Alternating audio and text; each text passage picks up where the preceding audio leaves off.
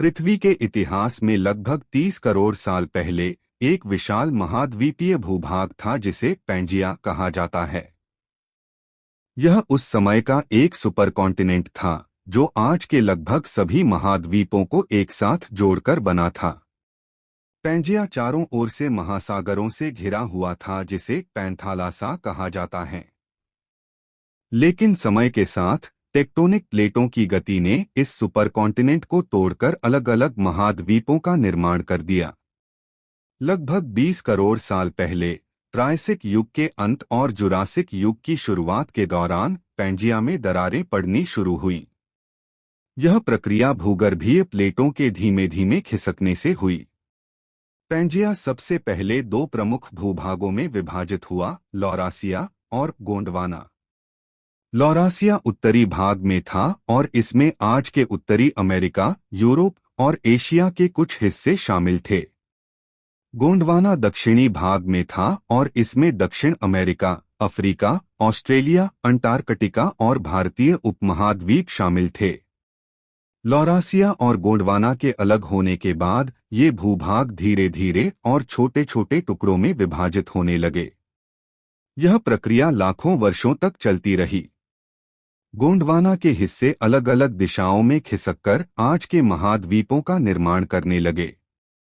गोंडवाना के टूटने की प्रक्रिया लगभग 18 करोड़ साल पहले शुरू हुई। टेक्टोनिक प्लेटों के खिसकने के कारण भारतीय प्लेट गोंडवाना से अलग होकर उत्तर की ओर बढ़ने लगी। यह प्रक्रिया लाखों वर्षों तक चली और इसमें भारतीय प्लेट ने अद्भुत गति से लगभग 15 सेंटीमीटर प्रति वर्ष की दर से उत्तर की ओर यात्रा की। यह गति भूवैज्ञानिक मानकों के अनुसार काफी तेज मानी जाती है। इस दौरान भारतीय प्लेट के नीचे मैग्मा की गर्म धाराओं ने प्लेट को धक्का दिया, जिससे यह अपने रास्ते में आने वाले महासागरों और भूभागों को पार करती गई। भारत जब गोंडवाना से अलग हुआ तो इसके और एशिया के बीच एक विशाल सागर था जिसे टेटिस सागर कहा जाता है।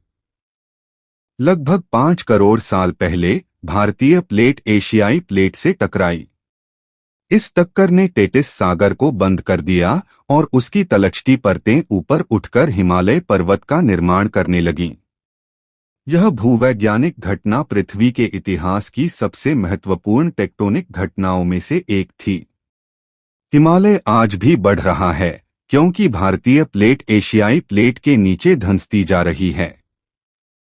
भारतीय प्लेट हर साल लगभग 5 सेंटीमीटर एशियाई प्लेट के नीचे धंस रही है। यह प्रक्रिया इतनी धीमी है कि इसे इंसानी जीवन में महसूस नहीं किया जा सकता। इस कारण हिमालय की ऊंचाई हर साल लगभग 5 मिलीमीटर बढ़ जाती है। हिमालय में भूकंप और भूस्खलन इसी प्लेट मूवमेंट का परिणाम है। हिमालय ने न केवल एक भौगोलिक संरचना का निर्माण किया, बल्कि इसने भारतीय उपमहाद्वीप की नदियों को भी जन्म दिया। हिमालय से निकलने वाली प्रमुख नदियां गंगा, यमुना, सिंधु, ब्रह्मपुत्र और उनकी सहायक नदियां। ये नदियां हिमालय के ग्लेशियरों से निकलती हैं और पूरे उत्तर भारत को उपजाऊ बनाती हैं। गंगा और ब्रह्मपुत्र जैसी नदियां हिमालय के कारण संभव हुई हैं। हिमालय में ग्लेशियरों का पानी इन नदियों को साल भर बहने योग्य बनाता है। जब भारतीय प्लेट और एशियाई प्लेट टकराईं तो उनका किनारा ऊपर उठ गया। हिमालय के दक्षिण में एक विशाल घाटी बनी जिसे आज हम गंगा का मैदान, इंडो-गैंजेटिक प्लेन कहते हैं। यह मैदान नदियों द्वारा लाई गई मिट्टी से बना है। इस मैदान में सालों तक गाद, सिल्ट जमती रही और यह दुनिया के सबसे उपजाऊ क्षेत्रों में बदल गया। हिमालय भारत की जलवायु को भी प्रभावित करता है। यह ठंडी हवाओं को उत्तर भारत में प्रवेश करने से रोकता है। यह मानसूनी हवाओं को रोककर भारत में बारिश लाने का काम करता है। अगर हिमालय न होता तो भारत का उत्तरी हिस्सा ठंडा और शुष्क होता, जैसा कि मध्य एशिया है।